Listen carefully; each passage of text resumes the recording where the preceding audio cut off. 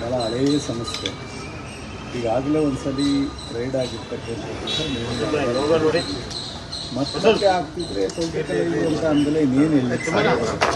ಒಂದು ಸಮಸ್ಯೆ ಬರುತ್ತೆ.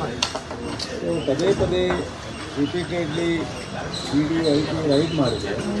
ಇದು ರಾಜಕೀಯ ಪ್ರೇರಿತ ಅಂದರೆ ಬಹುಶಃ ಎಲ್ಲರೂ ಮಾತಾಡ್ತಕ್ಕಂಥದ್ದು. ಆದರೆ ಏನು ರೈಡ್ ಆದರೆ ಗಾಬರಿ ಆಗುವಂಥದ್ದು ಏನಿದೆ, ಕಾನೂನುಬದ್ಧವಾಗಿ ಏನಿದೆ ಅದನ್ನು ಹೋಮ್ ಮಿನಿಸ್ಟ್ರು ಅವರು ಈಗ ತಂದೆ ಕಾಲದಿಂದಲೂ ಸಂಸ್ಥೆನ ಕಟ್ಕೊಂಡಿದ್ದಾರೆ. ಇಲ್ಲ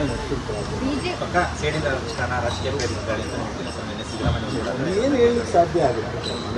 ಬಿಜೆಪಿ ಆರೋಪ ಮಾಡ್ತಿರೋದು ಇದು ಕೇಂದ್ರ ಸರ್ಕಾರದ ಅಧೀನದಲ್ಲಿರ್ತಕ್ಕಂಥ ಒಂದು ಸಂಸ್ಥೆ. ಅವ್ರು ಮಾಡೋದು ಏನು ಎಲ್ಲಕ್ಕೂ ಇವ್ರು ಕೇಳ್ಕೊಂಡು ಮಾಡ್ತಾರೆ. ಅಶೋಕನ್ನ ಇಡಿ ಸಂಸ್ಥೆಯವರು, ಐಡಿ ಸಂಸ್ಥೆಯವರು, ಮೋದಿಯವರೆಲ್ಲ ಇವ್ರು ಕೇಳ್ಕೊಂಡು ಮಾಡ್ತಾರೆ. ಇವ್ರು ಯಾಕೆ ಡಿಪೆಂಡ್ ಮಾಡ್ಕೊಳಕ್ಕೆ ಇವ್ರಿಗೆ ಬೇಕು. ಸುಮ್ಮನೆ ಏನೋ ಒಂದು ಮಾತಾಡ್ತಾರೆ. ಈಗ ಮೊನ್ನೆ ಅದು ಯಾವುದೋ ಜನಗಣತಿ ಬಗ್ಗೆ ಮಾತಾಡಿದ್ರೆ ಅವ್ರು ಮಾತಾಡಿದ ತಕ್ಷಣ ಜೈ ಜೈ ಅಂತಾರೆ. ಈಗ ಬೆಂಗಳೂರು ಬ್ರ್ಯಾಂಡ್ ಅಂತಾರೆ. ಬೆಂಗಳೂರು ಬ್ರ್ಯಾಂಡ್ 10 ವರ್ಷದಿಂದ ಅಶೋಕ್ ಏನು ಮಾಡ್ತಿದ್ರು, ಕುಮಾರಸ್ವಾಮಿ ಏನು ಮಾಡ್ತಿದ್ರು, ಅವತ್ತು ಮಾಡಿದ್ರೆ ಈಗ ಯಾಕೆ ನೀರು ಓಡಾಡ್ತಿತ್ತು. ಅವತ್ತೆಲ್ಲ ಮಾಡದೇ ಇರೋದಕ್ಕೆ ಈ ಸಮಸ್ಯೆ ಇದೆ. ಮಾತಾಡ್ತಾರೆ ಎಲ್ಲ ಇರಲ್ಲ. ಬಟ್ ರಾಜಕೀಯ ಪ್ರೇರಿತ ಅನ್ನೋದ್ರ ಬಗ್ಗೆ ಯಾವುದೇ ಸಂಶಯ ಇಲ್ಲ. ಮತ್ತು ಅದನ್ನು ಸ್ಪಷ್ಟವಾಗಿ ಕಾನೂನುಬದ್ಧವಾಗಿರೋದ್ರಿಂದ ನಮ್ಮ ಗೃಹ ಸಚಿವರು ಅದರಲ್ಲೇನು ಆತಂಕ ಬರುತ್ತೆ. ಸೊ JDS ನಾಯಕರೆಲ್ಲ ಸಿಟಿ ರೌಂಡ್ಸ್ ಮಾಡ್ತಾವ್ರೆ ಸರ್.